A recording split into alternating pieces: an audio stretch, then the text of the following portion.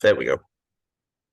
Hello, everybody, and welcome to the show on this very early Monday morning. I have my guest, Telyndru, here. Hello, Jhenah.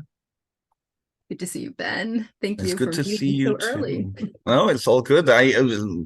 It's 5 o'clock somewhere, right? Not here. Not here right now. And as you can see, my hair is on its own adventure right now, but we're not here to talk about my hair. We're talking about Jhenah Telyndru. So for those who don't know who Jhenah is, and I adore Jhenah. And I actually realized this is only the second time we've actually spoken in person like this. All the rest has been digital or through various kind of means. But Jhenah Telyndru holds an MA in Celtic Studies from the University of Wales, Trinity St. David, and has a bachelor's degree in archaeology. She is the founder of the Sisterhood of Avalon, an international Celtic women's mysteries organization. Jhenah teaches 4-day residential training retreats around North America and the UK, and facilitates pilgrimages to sacred sites in the British Isles and Ireland through Mythic Seeker tours. She's a frequent presenter and guest speaker at academic conferences, religious symposia, women's spirituality gatherings, and pagan festivals. A priestess in the Avalonian tradition for over 25 years, Jhenah has been following a pagan path since 1986. Visit her at www.unisavalon.com and sisterhoodofavalon.org. And of course, as always, those will be down in the show notes. So I actually want to start out with something. Do you know when I was born? Oh gosh. The year I graduated university. 1986. So you've been part of the pagan community for as long as I've been alive. There you go. I love that. It's to kind of throw you off on this very early morning into you. It's a wonderful thing. So let's start with that then. Let's do your origin story, because I feel like a lot of people in kind of the Druid sphere and the Celtic sphere know who you are, but people just outside of that may not know that despite your real connection to the UK and Wales in particular, you're actually from Brooklyn, New York originally, right? Brooklyn? In New York. That's correct. Yes. And I often surprise people with my clearly American accent, but yes, that is where I arise. So why paganism? What brought you to paganism? Because you've had quite a journey through that, and we will of course get into that. But what attracted you to paganism? Well, I think as a child, I loved mythology and wished I lived in the past. I have a love for ancient history, ancient cultures, and so I used to wish I was born in the past so I could worship, the Greek gods. That was my foray into mythology. And then I used to by accident, I used to get those Sidney Omar annual Gemini, astrology books, and I noticed there was a section right next to it, and I saw this book, and it was the Women's Spirituality book by Diane Stein, a Llewellyn book, and I was like, oh, what is this? And so I brought it home, and now I come from a very, my father was born in Italy, he's very, very devout Catholic, so there's a lot of reading underneath the covers, and it was an amazing book. It really informed so much of my life from that point, because when it comes to women's spirituality, especially in the 80s and the 70s, it's so entwined with feminism and politics and reclamation of women's bodies and spaces and all these things that so that was always very, very intertwined for me. So my beginnings were, and I self-dedicated when I was 16, using that book, and that was a path that I followed, this Dianic Wiccan path, but then again, living in New York City, and this was in the pre-internet age again, so the late 80s, I used to go and get my magical accoutrement at the Magical Child in Manhattan, and from there I followed a flyer and found a coven in New York City, in Brooklyn, where I lived. So I was initiated there, but I knew it wasn't my path, but I was so excited to be with other people. I went in a very short period of time to thinking I needed to have lived 2,000 years ago to this understanding that people are doing this here and now, that they're reclaiming these traditions and worshiping these gods, and I was just so thrilled, and so it just went from there. And then and here you are, and I guess, and here I am. So I connected, I guess, in university with with a women's group that was doing this Celtic piece, kind of Avalonian, kind of Druidic, and so I was like, yes, this feels more like where I am. So that's where I dedicated, because I always loved Avalon. So I loved mythology, and I always loved Arthurian tradition. I was a very precocious child and just devoured, these Arthurian novels, everything from Mary Stuart to oh gosh, all the people. E.B. White, all the things. But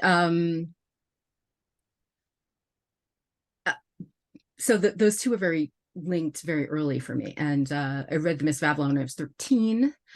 So again, one of those things, need to live in Dark Age Britain, need to live in but it's interesting. So I think when I look back at from where I stand now, so this is 35, 40 years later, because I'm an old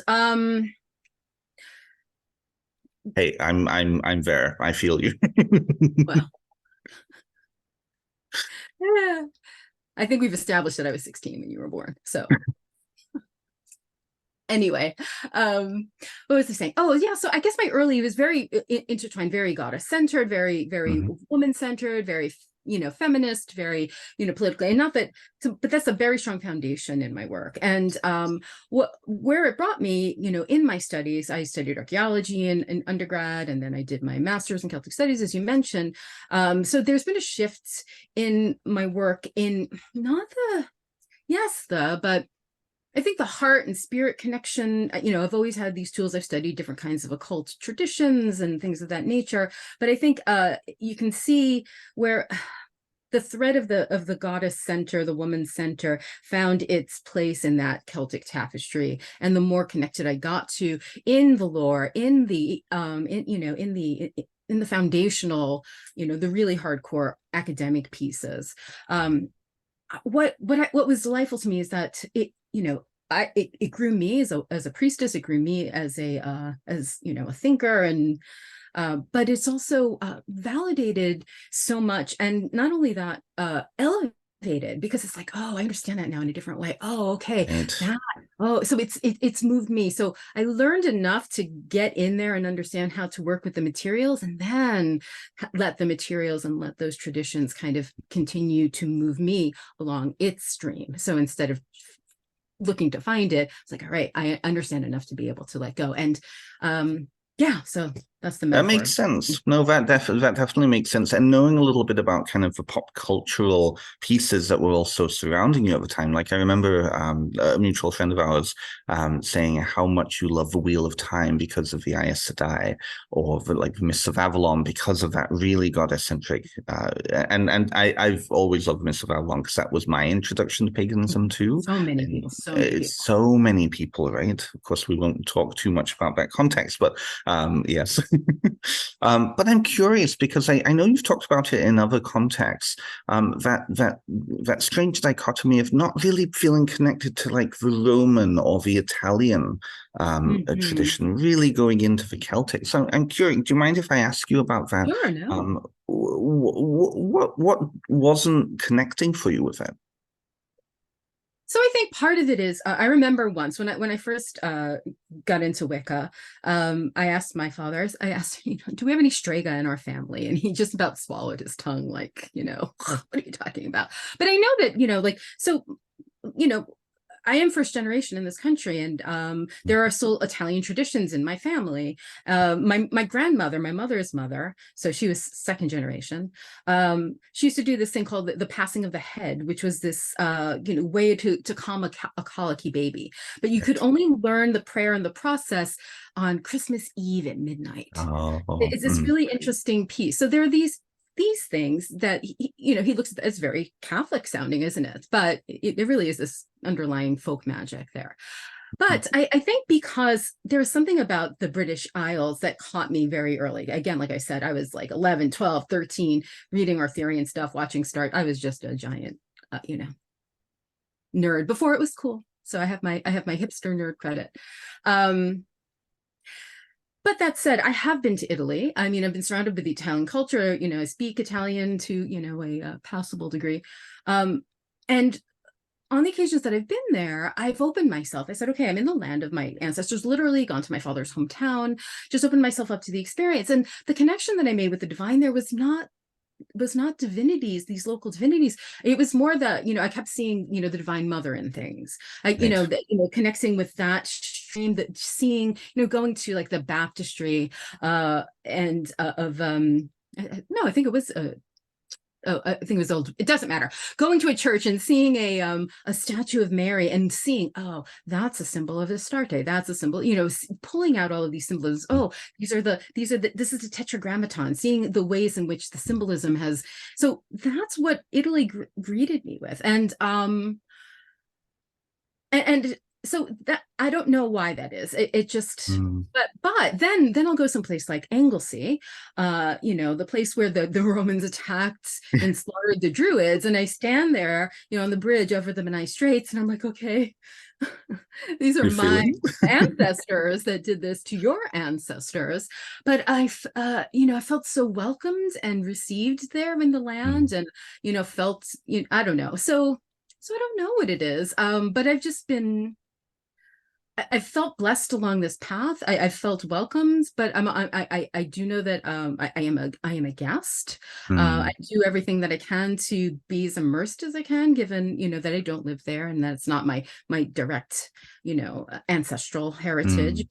But the 23andMe results, yeah, who knows? There may be something there. But yeah, so I don't know why.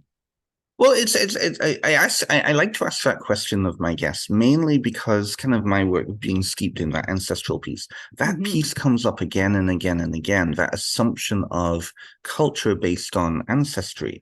And as you said, like you grew up in a lived Italian culture, but the culture of Britain, really that ancient connection, there's something there's a connection that transcends that ancestry piece. And I feel like a lot of people need to hear that, because I feel like a lot of people limit themselves.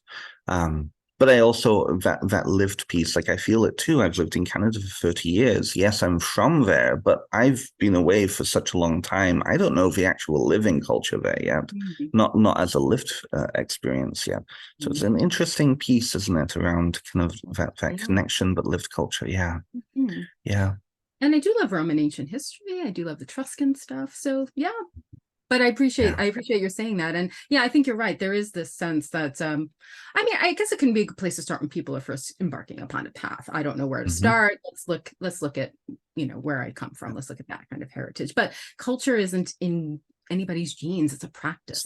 It's something that is practiced. So you are born where you were born, but you're culturally Canadian right now from what you're saying. And so, you have to transition back. So culture is, where you're at. And I learned that very young, going to Italy for the first time when I was 14, and my cousin's saying, because here in this, I don't know how it is in Canada, but here in the States, people will say, oh, I'm Italian. And what we mean is I'm of Italian descent, because I was very aware when I was in Italy, that I was not Italian. I'm American Italian, which is like, again, first generation. So I'm very close to some of those things, but also, live in America. Yeah, the amount of spitting and this probably really took you back when you were in Italy, right? I just know that one day I am just the right height to be one of those little Italian old ladies that, sit on a balcony and watch and judge everybody all the time. I am going to be central casting for that when I get to be 80 years old. I love it. Well, that's like the dichotomy, isn't it? The judgy or Stregonona, right? That's right. I want to go towards more Stregonona, although spaghetti is not the extent of my my cooking repertoire. Right. So going to Italy at 14 then and having that experience, I'm really curious then, what was it like for you to then first go to the UK? What was your UK experience like? I don't think I've ever actually heard this story before.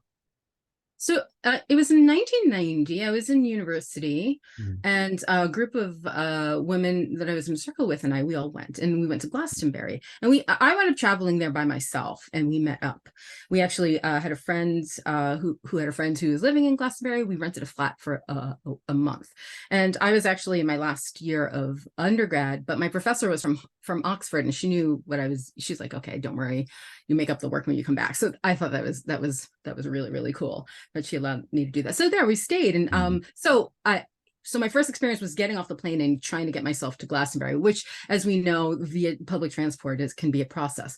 But I just remember being on this, I was like, here I am, double-decker bus, zooming through, the Somerset countryside, past these really high hedgerows, and then there it was, the core. And I just started sobbing. And it was a powerful thing. And I got to live there. It was about 3 weeks on the land there. And so, so I just went whole hog directly right into all of that. And Glastonbury is quite an interesting place energetically, and what it pulls up for people. There's so much attached to that landscape. So it is a big giant, mirror of the spirit. So there was a lot of growth and a lot of it was an amazing experience. But we just went, and we did a lot of the stuff in the South. But anyway, yes. So so I didn't have the let's go to London thing until later. Well, I mean, London isn't even part of England, let's be honest here. It's kind of its own separate thing, right? It's like any big city. Like New York isn't really part of the States. Toronto isn't part of Canada, right? But it's in our own pocket universe. It's kind of its own pocket universe, exactly. That thing that that piece you said about Glastonbury brings up and is a mirror. I've often heard it being very similar to Israel in that way. People get that Israel kind of or Jerusalem complex in Glastonbury. And I know people who live there, it's a lived experience for them. Even they find every so often they get caught by it, right? Yeah. What is it like for you now after all these years to go back? You obviously take people on pilgrimage there, people who this is their first experience, having come through maybe seminary, having gone through their year in a day and so forth. What is it like for you to be facilitating that process for people? Well, I mean, first, it's nice that I've been there so often for over a period of time that, I've had an evolution of relationship with the land, and it is an honor and a privilege to be able to facilitate those things for other people. So based upon the experiences that I've had there and what it's brought up in me, I can come to it from a place of authenticity, but also have that historical background and the understanding of the evolution of space and all of that, and to be able to hold both things at the same time, to have it be this transformative experience, this liminal place that connects us with the otherworldly Avalon, and then also this is the history of the land, and this is how the lore and the legend came to settle here, and we need to acknowledge both pieces of that. And I think that's been, I don't know, a privilege. That makes sense. That makes a lot of sense. It's actually, I can't even say that. I don't want to say that makes a lot of sense. I'm hearing what you're saying. I'm feeling it from my own perspective. But to really sit with that statement of it's a privilege, I'm not sure I can fully appreciate that, because I've never experienced in a situation like that. And I suppose in some ways that is the privilege piece, isn't it? What do you mean? Because this is your land, so you don't feel that? More of whenever I speak to somebody who has been able to lead a group of people through an experience like that, and they say it's a privilege, I'm just now starting to clue into the responsibility of that because of my book. And so I don't want to sit here and be like, yeah, that makes sense. I really want to give that respect and that and honor what you just said, because I can hear just behind yes, no, for you it is a privilege. I hear that. Yeah, I really do hear that. And I appreciate that. And I think that's the piece that I think we come from this perspective that we talk a lot about service in the sisterhood. And it is a service, because I'm not there for me when I am facilitating a space. It's not about my experience. It's not about it's about holding that space, opening those doors, facilitating, bridging those experiences for other people. So that's a bit of the shift too. And And I find that, it's good to be rooted in that place and good to be rooted in it, so that you can,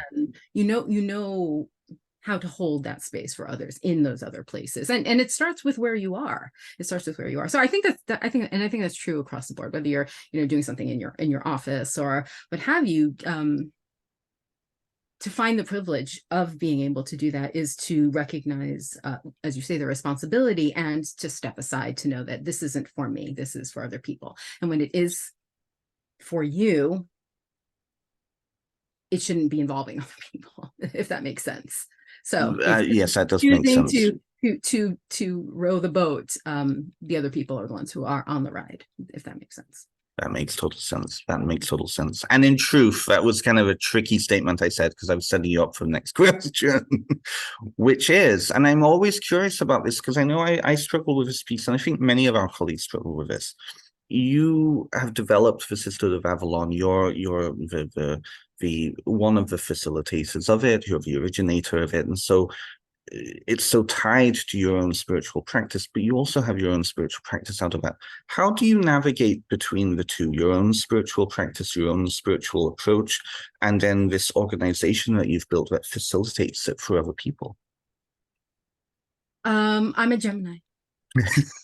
No, honestly, there you go, period, the end. No, I mean, I guess that's it. I guess I don't have an issue holding two things at the same time. I mean, you know, I have developed relationships with deities that are not the focus of our organization. And, you know, some of, yeah, so yeah, I don't see it as an issue. And I think that you know, one informs the other. You know, I feel like sometimes my practice is a couple of years ahead of where the sisterhood is, and part of it is because it's developing, and I'm delving into it, and I'm exploring it, and I'm working it, and you know, I bring in other of my sisters, and we work it together, and then we present it.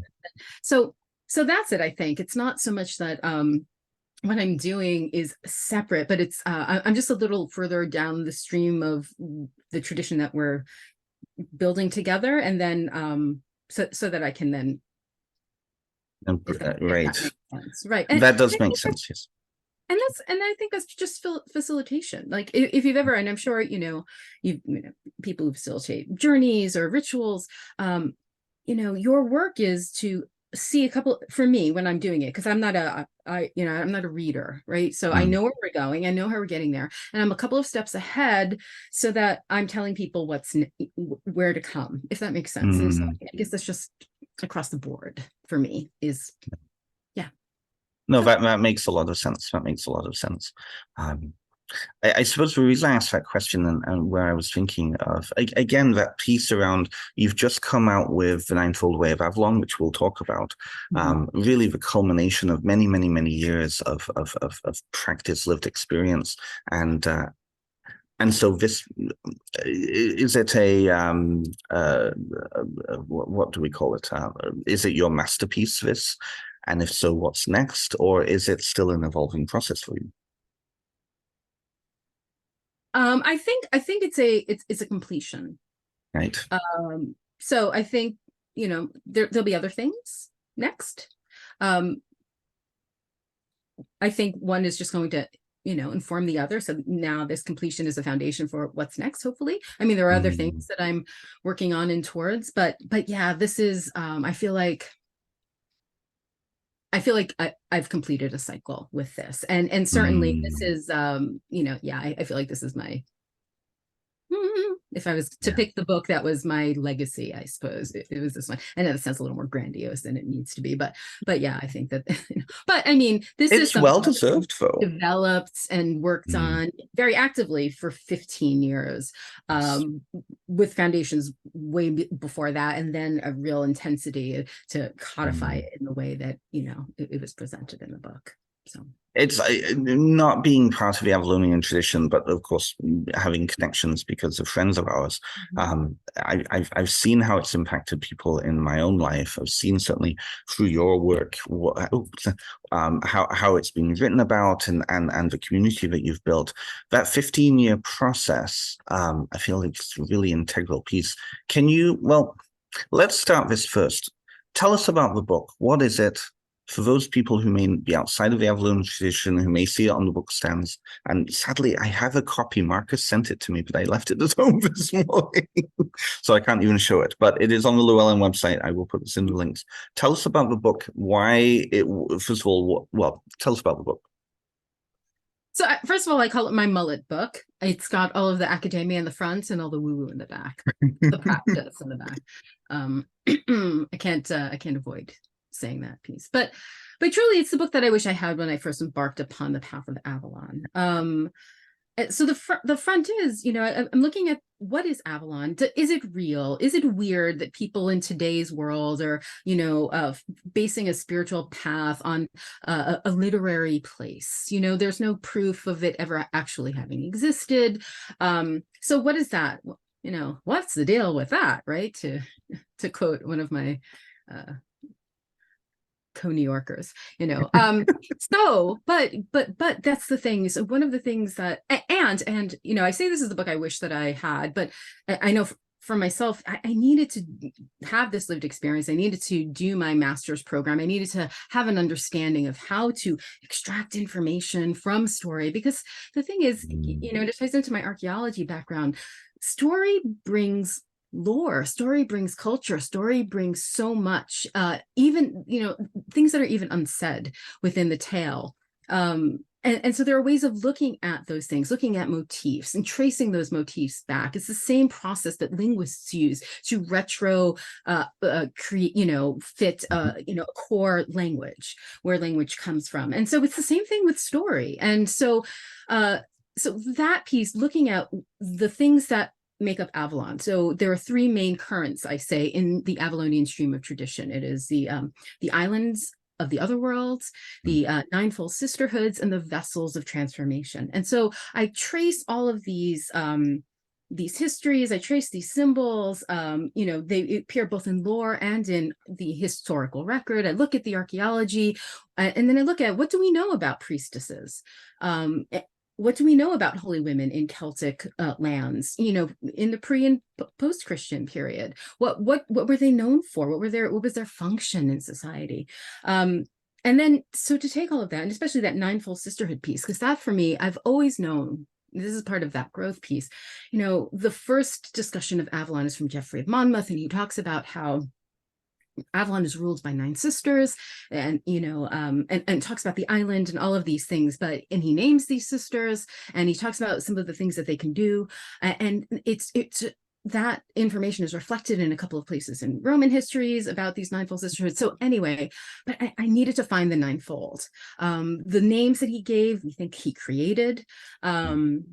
But they do have some commonality. So I go into all of these things, and what comes out the other side is my experiences of finding the ninefold, how I came to be guided. I don't know, it sounds whatever, but there is a process, and I go into it very deeply about the ways in which the Awen, because the ninefold were like a sisterhood of muses, and anyway, I feel like I'm going up. No, you're not. No.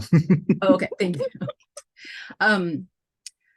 So finding them, and then my process of finding them, then I was able to take that and step by step have people connect with them. And this is the core piece for me as well. I see the 9 as a central organizing principle, and we have in the sisterhood for a very long time. The ninefold that we came to, the ninefold that I found is both supported by the lore and facilitated by magical tools, using correspondences, hermetic principles. So again, it's holding 2 things at the same time. But beyond all of that, it's about, how can we be in service? How can we be a co-creator? If the Awen is that creative force, and the priestesses and any of their functions serve as a doorway between the worlds, that serve as a bridge, serve as a facilitator, over these liminalities. I mean, that's the foundational function. That's the thing that I learned in this process, is that, I understand the foundational principle. It goes through all of the things, and it informs so much. So that shifted so much of my ability to be in relationship. And so I took that piece of, how can I be a bridge? How can I talk about the ways in which people can be bridges in their lives, be in sacred service? What does priestessing as a verb look like? It's not something it's something that you do, and there are so many ways to be in sacred service. It doesn't all have to look like the same, the high priestess in the center of the circle, or the teacher, or the herbalist, or the there are so many different ways. It's the activist, it's the scholar, and that's so very reductive, but it is part of that. And then that idea that if there are these ways of external service, there are all these ways of, it's a central organism principle for the self, a rubric by which we can look at ourselves. Because I think the reason why we see the ninefold so often in lots of Celtic cultures, in Germanic cultures, in Greek cultures, it looks like it's this Indo-European core mythos. And, you know, you can talk about how does it show up in so many places? Is it part of a core myth? Was it diffusion, you know, later after all of the connections, you know, all the diffusion of cultures happened? You can't, I don't know, but I think it's connected to what the understanding of the number 9 is. And 9 is a completion. It's a full set. And we see it show up both in religious context in Celtic and in other cultures, but also in law contexts and in organizational principles. The house had 9 sections. The war band had 9 people. There was the leader and the 8 who supported them in Ireland, and so on. There are so many different iterations of it. So, and it makes sense, 9 months to a fulfillment of a pregnancy. So there are reasons for all of these things, but I think that is the key. And so if we're looking, and this is the thing about the Sisterhood of Avalon and the Avalonian tradition as we practice it, is that it does hold 2 things at once. So it is the lore. What did they do? What do we know? How can we practice? But then there's also the internal reflection. How can we be in relationship now? How can we use this as a tool for transformation, to be sovereign within our inner landscape, to be able to be whole? And in wholeness is related to the ninefold. So what are these 9 aspects within myself, right? If there's a lore keeper who path that keeps the histories, when I reflect it within myself, what is my story? What is my history? How did I get here? What do I need to remember? What do I want to sing into being from here? Each of the 9 has that inner reflection. So that's the parts of ourselves. It's the way we're in service out in the world, our work in the world, and how we are in relation to the world around us and the people in it and everything else in it. And then our relationship with the divine. So that threefold way. And so this is what it is. And this is why I feel like, because it's just shifted everything for me. And I think our path is to be co-creators of the universe. If the Awen comes through us and we speak things into motion, I mean, this is very, bardic, Welsh bardic Very tradition, much so. right? Absolutely. And that the feminine principle, and we could talk about that in a minute, but serves as the intermediary, whether it's the goddess of sovereignty that revitalizes the land, that's creative force energy, whether it's the muse at the cauldron kindling it with her breath, that is the Awen, that is creation of something, whether it's the transformative aspects, the grail becomes the cauldron becomes the grail. But now here we are today. What is that? How can we be in this sacred sovereign service? And it is to be that intermediary, to be the bridge of Vauban Bidbont, right? Well, I went off on that. Wow. No, that encapsulates it perfectly. And what really struck out for me, was that piece around coming back to self, right? And just understanding, not even just seeing, understanding the innate sacredness. I feel like this is one of the how can I say this? This is one of the phases, the journeys in spirituality, at least that I'm seeing, is that people come to spirituality like paganism from a place of disconnection from self. The journey is coming back into self. I feel like that's what I really appreciate about your book, even if people are not connected necessarily to the stories of Olwen, Branwen, Ceridwen, all the Wens, right? They can still gain that sense of understanding that this is a journey back into self, journey back into sacred internal landscape. That's what I really love about the sisterhood. I must say it, like now that I have you in front of me, is that it isn't about the landscape of Britain that was 2,000 years ago, where the Celts came from and this and all the other. It's that paracosm that anybody can enter into that's already inside. I love that so much. And I appreciate that. Thank you. And one informs the other. That's the thing. Yes. We learn from that. And if I can, one Totally. of the things that I find so fascinating about, in the study of religion and the study of culture is that they are, their origins are in the land, right? It's about being in relationship with the land. And I think it's that primal piece. And so when the land is fertile and is mild, that's the culture reflects that. The stories, the relationships with the gods reflect that. The relationships with the world around them reflects that. But in harsh places where there isn't I often compare ancient Egypt and the Mesopotamian cultures and their outlook on the other world, on the afterlife, their relationship to their gods is so drastically different, even though they occupy very similar, place and space. And the difference is the continuity and the reliability of the Nile to give every year. They know, like clockwork, a very very giving, very reliable system in Egypt, and so they're going to participate in the other world. Whereas in Mesopotamia, they had no such continuity. They could be, there could be floods, there could be droughts, and their gods are indifferent to them. So when we understand a land, when we understand a landscape, we understand a people, and we understand their gods. And so I think it's important for us, if we are, I talk about this idea of the stream of tradition, that whether Avalon or the Arthurian piece or divinities themselves, they have an origin. They start somewhere, and their origin is that they're fulfilling a need that the people had to be in relationship with the land or some aspect of their environment. And over time, that relationship shifts, the divinity itself shifts as a reflection of the needs of a culture. And we were stepping into that stream so far down the line. And for many of us here, at least in the States, we're disconnected from that source of origin. We're not even on the landscape anymore. Totally. In order to immerse ourselves in that stream of tradition, we have to go back.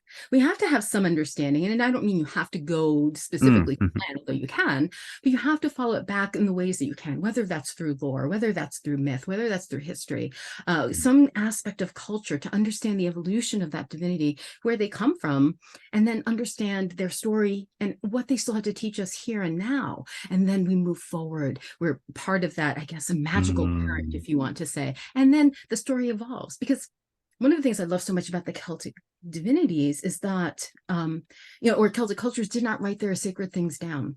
They thought it was foolish. When Brennus sacked Delphi, he laughed at the marble gods in these stone houses. How can you create a god? So there's this sense to me that they weren't meant to be static, marble, unmoving figures. We're in dynamic relationship with them. And, there's a story to move forward. I don't think Bledioef is only what we know in those tales. I don't think she was meant to even be, people, if they had a later, an earlier context for her.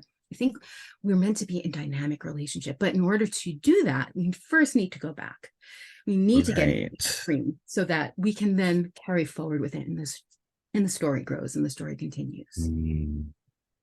I really, really hear that. As somebody who, again, grew up over here connecting with these figures, and I've only ever been once back to Wales in the past 30 years, right? It was a long, protracted time, but that resonance, but also seeing the connection points here. And I know mutual friends of ours, Christopher Hughes, for example, one of the stories I love so much that he shared was standing on the Golden Gate Bridge and looking out at the bay and seeing Cerridwen's culture and bawling. And then, of course, police officer comes. Are you okay? Yes. Oh my God. That's hilarious. I've not heard that one. That is great. We're not here to laugh about Christopher, but that's just, I love that so much. But that's part of that dynamic relationship, because in that moment, emotion and even in that place of potential danger, Cerridwen's cauldron, potential danger, there was that support. And I think he spoke about that police officer coming up as a former Cerridwen. Now, I might just be also inserting, but that piece about that dynamic relationship is really important. So I feel like people can get stuck very much in, and we see it. I mean, let's do a little controversial statement here. We see it in Celtic Reconstructionism, where people get so caught in the past that they don't feel like it can be represented in the landscape. In Obod, that's a big discussion often, and in Druid circles.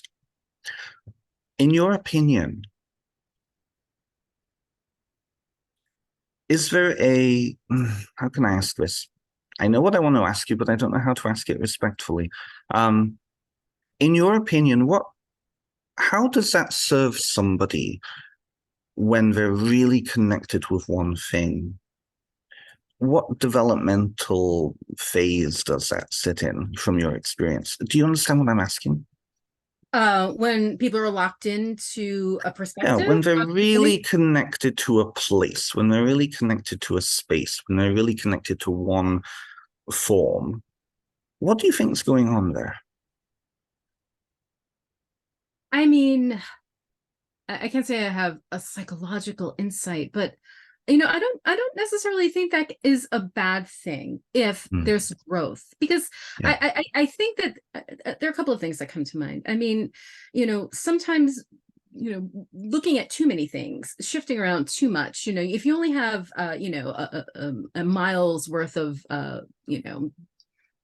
gas in you, you can use it to go a couple of feet in many directions, or you can take it down a straight and narrow pathway. And I tend to, I like the idea of that, whereas I can, yeah, I say that as a Gemini, but I do see,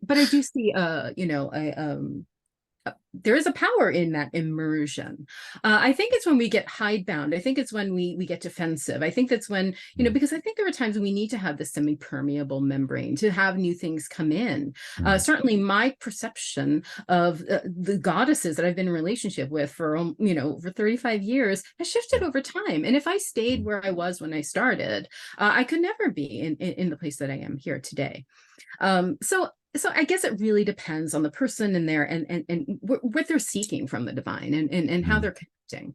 But I think a lot of people will start there because, well, I think it's two things. Sometimes people start and it's very kind of the sexy Morrigan version of the Morrigan, and then eventually they find this is the lore-based version of the Morrigan, and then they're so protective and defensive of that vision. And I'm not picking on the Morrigan at all. That was just the first example that came to that. The idea of then it moving again, having had the experience of being wrong or needing to learn, or oh, I've actually found her now and I'm not going to deviate from that. And there is power in that piece. But I think I don't know that everybody who follows a pagan path is necessarily interested in growth so much. Sometimes there's just a fulfillment in being in a devotional relationship and in doing the rituals and connecting. At least not consciously thinking about it. Like we're very consciously in the sisterhood, engaging in shadow work, engaging in, pushing our boundaries to grow, to shift, to change. But that's not the focus of a lot of people's devotions. They just want to be in a loving, open, maybe connection, or, I don't know, other kinds of transactional paganism, we call it sometimes. And, so I think it's just, I don't know. I guess you have a thought on that since you asked the question. It's something I've been kind of sitting with, and that piece around, I suppose that piece around that facilitation piece, right, is learning to, at least from my own perspective, learning to really honor where people are at. Oh, absolutely. And that piece, and so I'm always curious with other authors who've been in the game for a longer time. But I also feel, sorry, go on. So I can, if I can just say that one. Totally. Where I've come to over the years, because I have facilitated groups for 3 decades. I do my best not to be attached to people's outcomes, right? And so how people perceive divinities, whether they're working with me, whether they're devoted to the same divinities that I am and from a different approach, I offer process, I offer lore, and I'm not attached to what people do with it afterwards. Like, you know better than that, or you're not doing this right, or how could you think that about that divinity? I don't. You get hit with a lot of different stuff over, I'm the reincarnation of this person, or there is, and the way I look at it is someone growing? Are they changing? Is that I may not personally agree with what they're saying or what they're doing, but it's not my path. So I relieve myself of so much because it's not my response, obviously student relationship is a different thing. You want to guide them, but as long as they're not hurting themselves, eventually people will get there. I can't be attached to people's outcomes. And does that make sense? Maybe I'm No, it using totally makes sense. No, it totally makes sense. yeah, not that, just your path is your own and you're going to get there when you get there or not, or you'll find something else or what have you. But we're in this moment together. This is, I'm sharing this piece. Please do with it what you will. It's like you give somebody a gift. Don't be mad if they rehome it or if they, Exactly. you can't be attached. That's where I come from. So go ahead. No, well, it really ties back to what you were saying about service and how that sovereignty piece comes into it. Because from a psychological perspective, oftentimes individuals who have a difficult relationship currently with that idea of sovereignty are very attached to the outcome of other people because they're going through that process of by proxy, right? And so that piece around service does come of letting go. Would you agree? I do agree. And I think that part of our path towards sovereignty has to include honoring the sovereignty of others. Absolutely. Honoring the sovereignty of others. As a facilitator, as a teacher, as a priestess, if someone's going to harm themselves or is it, in a dangerous position, that's a different thing. But overall, if I want to be sovereign and have others honor my sovereignty, I need to do the same for others. And that means releasing my attachment on their experience, on their work. That makes a lot of sense.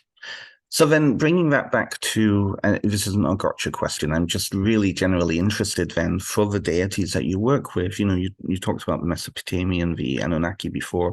You talked about how they're very hands-off when it comes to the experiences of some of their people.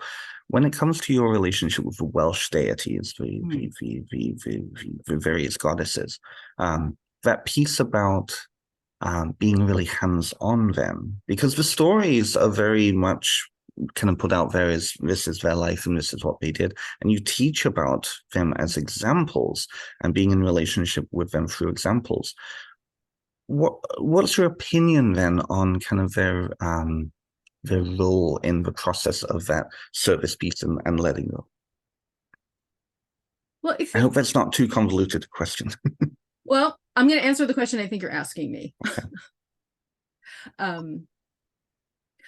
One of the things that is perhaps different in Welsh traditions than perhaps Egyptian and Greek and all of these things is that, and again, the same with all Celtic traditions, is that the stories are not written by the people who are in active devotional relationship to these figures. Indeed, in Welsh tradition, none of these figures are even named as divinities. So what we have is, a medieval story where the divinities that are embedded in them have been, reverse euhemerized, we say. So they're no longer divinities. They have connections to the other world, and their stories have shifted. So there are parts of the stories that are about the contemporary culture, and there are streams of those things that are perhaps pre-Christian, and so those are the things that we're looking for. But the stories as we have them are of figures who have evolved over time, about 800 to 1,000 years between the stories being written down and there being active worship. I mean, the language, Wales didn't exist when Britain was pagan. The Welsh language as it is didn't exist when Britain was pagan. So there's a lot of shift, and so there's this time period in between. So what we have are stories about queens, about people, about kings, so still nobility and knights and valiant people, but they're presented as human people or otherworldly people, but they're relatable. The things in their stories are relatable. We're not talking about these vast, universal, Ragnarok and, things that are beyond an everyday experience. We're talking about figures who've gone through, domestic violence, child loss, the horrors and terrors of war, things that are very relatable, especially for the contemporary audience when all of these things are written down. So my experience of these divinities is that as we have received them, they are relatable. They are, some more than others, right? I find it easier, and it was easier to come to relation with Rhiannon than it was for me with Arianrhod. But still, it's a different kind of a different connection with them. And so but that's where to start, because I think it's a mistake that a lot of people who follow these paths and come to a point where they're like, these stories are flawed. They were messed around with by priests who were trying to keep people from. No, that's not it at all. They evolved in oral tradition and were written down almost literally word for word. I mean, you can tell by some of the phrases in the original language that this was, kind of like a transcript of a bardic recitation. And that's all we have, right? So it's not like something else. So, and it's such an intricate part of Welsh tradition and culture and a point of pride and identity, and to throw the baby out with the bathwater on an erroneous assumption, I think is a mistake. So I think it's a place to start where we've received it. Same thing with Avalon, but then we can take that path backward to find that stream of tradition, to find that point of origin, to try to understand what may have come before. And that can help grow your relationship with them. But yeah, I think that I found them to be very relatable because their stories are very relatable. I appreciate that. No, but I appreciate that answer, because that was the answer to the question I should have asked, and not the thing that kind of came out of my mouth a minute ago. I think we're learning how much I need coffee in the morning. Yes, but that relatability is really important. And sorry if it was a really mansplaining way of saying that. I think that relatability is hugely important. So I'm curious then for the ninefold way of Avalon. You said, all the academic pieces are at the front and the woo-woo pieces are at the back. What I experienced is that more of the relatability is at the back. Mm-hmm. And I think so. Tell me about that.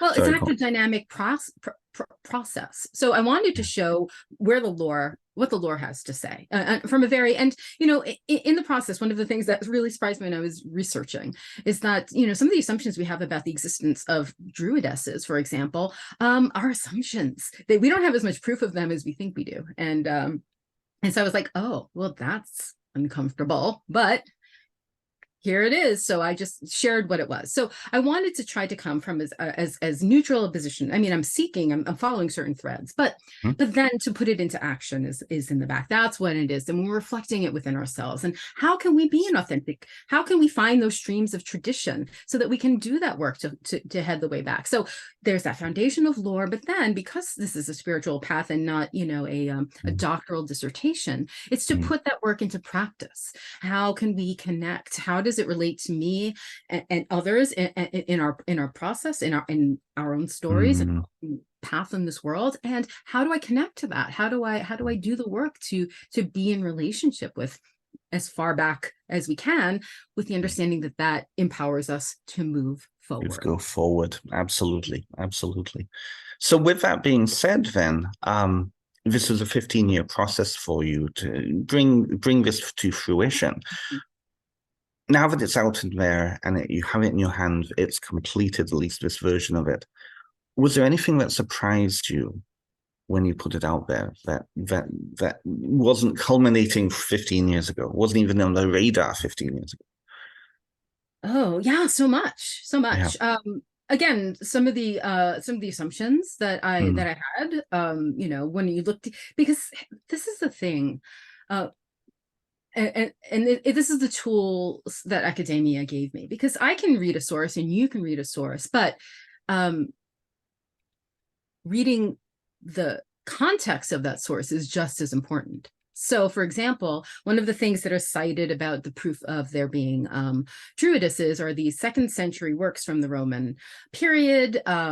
And they talk about 3 instances where there are these druidesses, named as druidesses, giving these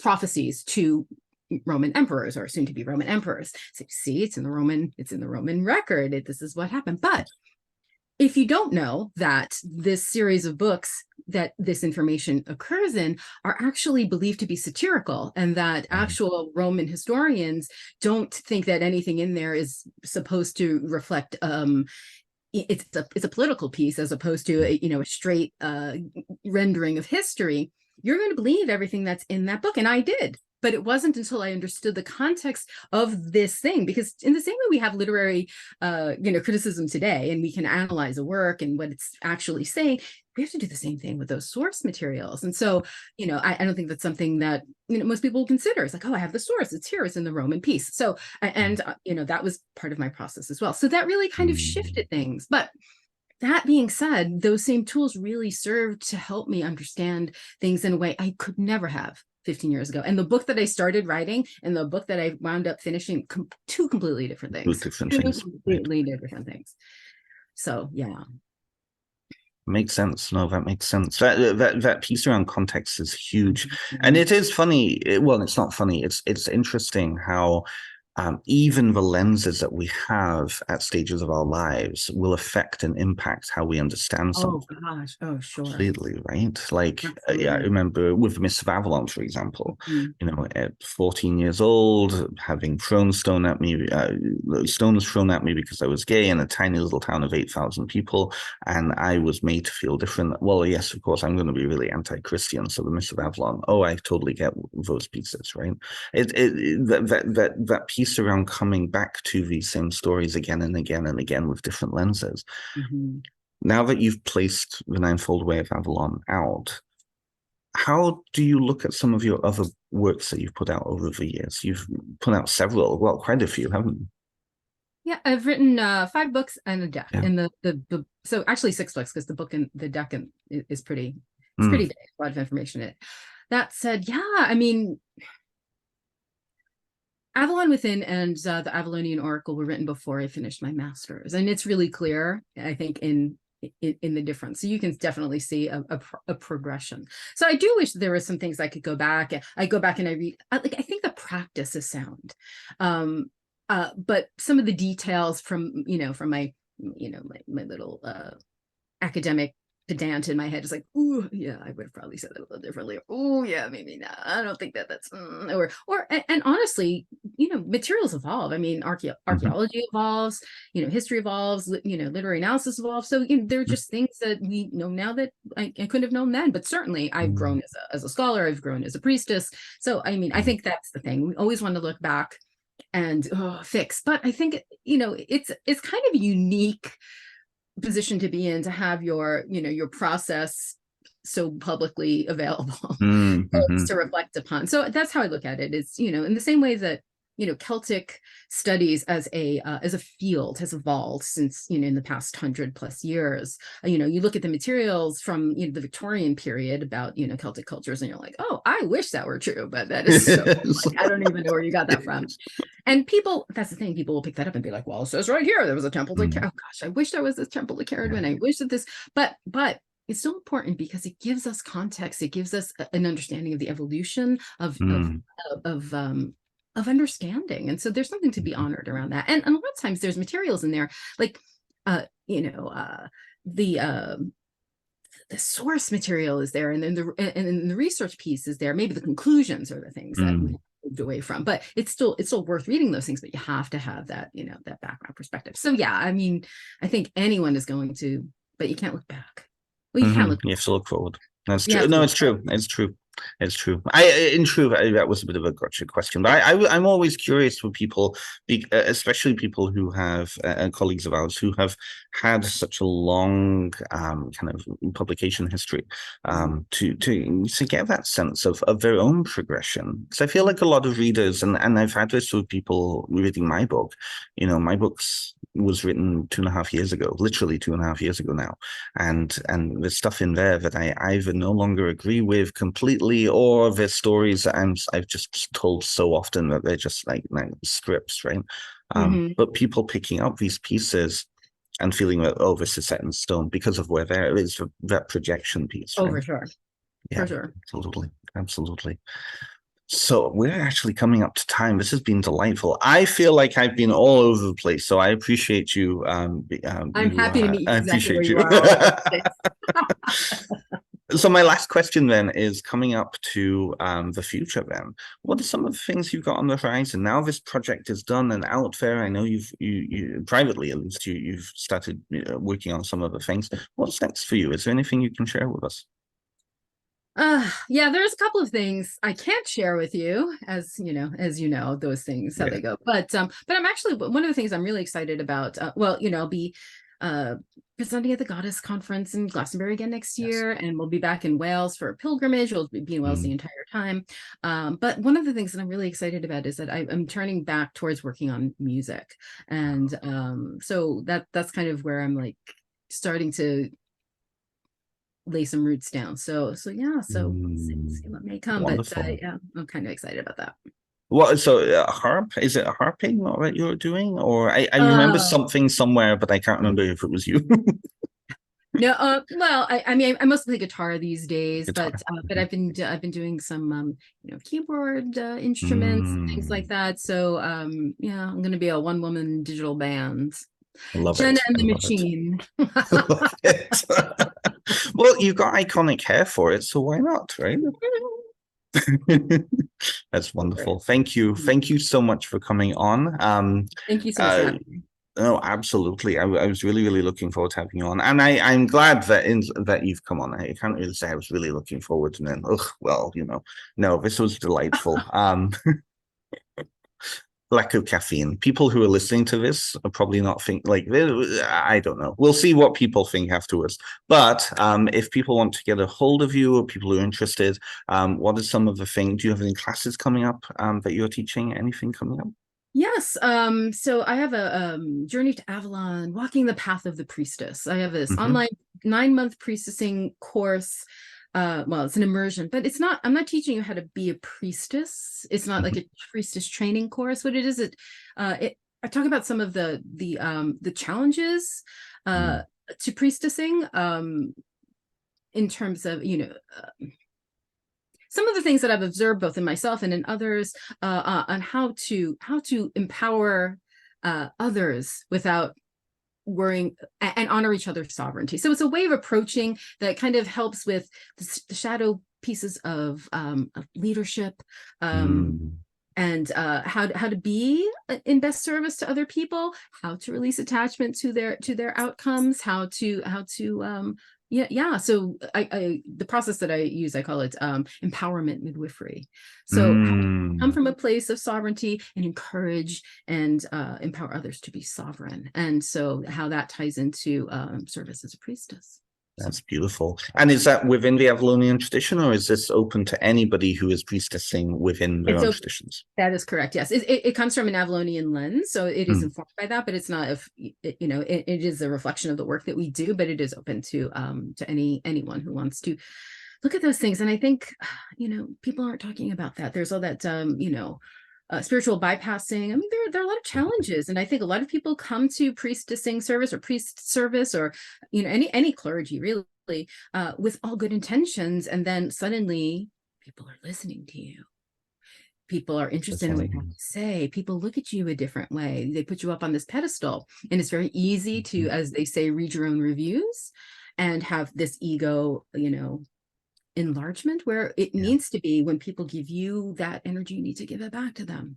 That keeps them empowered, and it prevents you from going down bad places where service becomes intertwined with shadow issues and ickiness. So that was a technical term, ickiness. But yeah, so that's what it's about. I think we need to talk about those things, to recognize them, to honor them, to see where those pitfalls are, and have some strategies to not have them.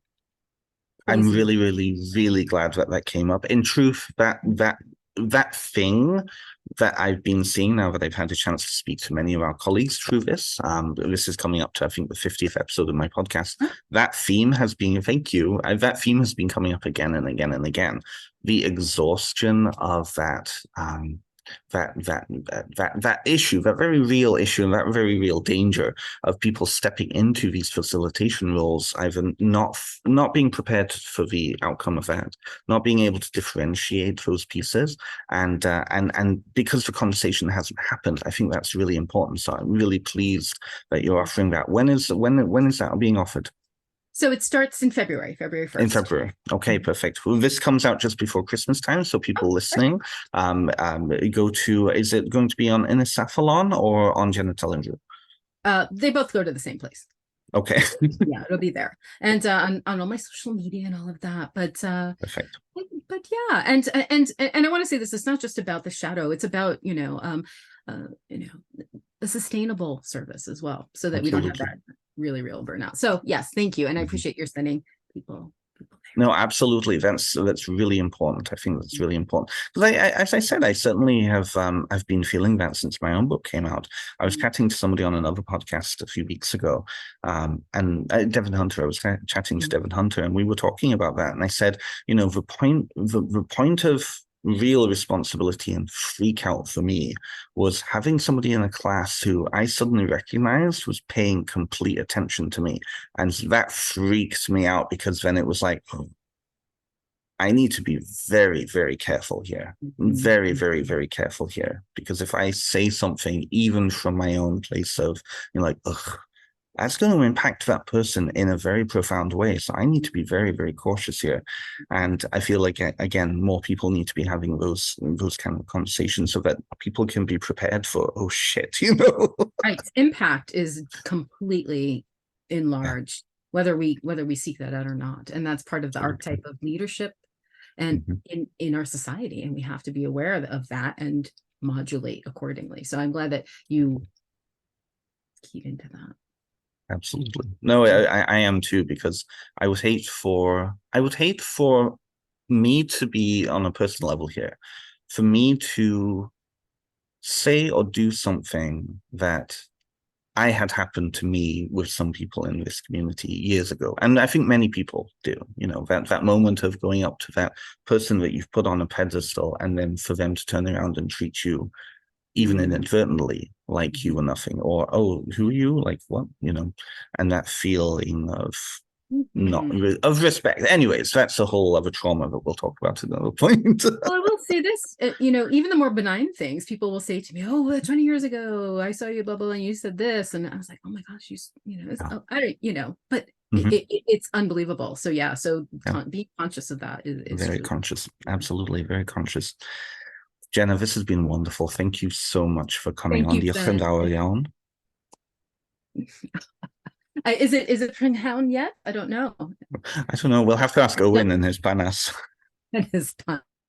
I'm in the pagan section now of Duolingo. It makes me very happy. They talk about gods and goddesses and archdruids. Oh, wonderful, wonderful. So yes, but yes. Oh, Bendithion, thank you so much. It's just been such a pleasure. Thank you so much. Thank you. And so this will be going out in, we recorded this first week of December. This will be going out in the next 2 weeks at some point. So for those who are listening and who are interested in finding out more, you can find all of the links in the show notes. Go and check out the course starting in February. Go and check out The Ninefold Way of Avalon. Beautiful, huge book.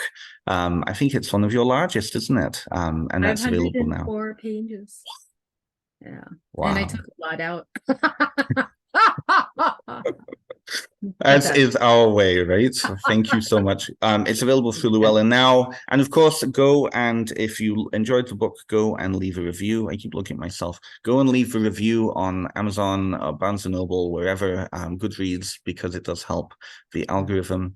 And we always appreciate it. I've been Ben Stimpson. This has been the wonderful, fabulous Jhenah Telyndru. And I hope everyone has a good rest of the day.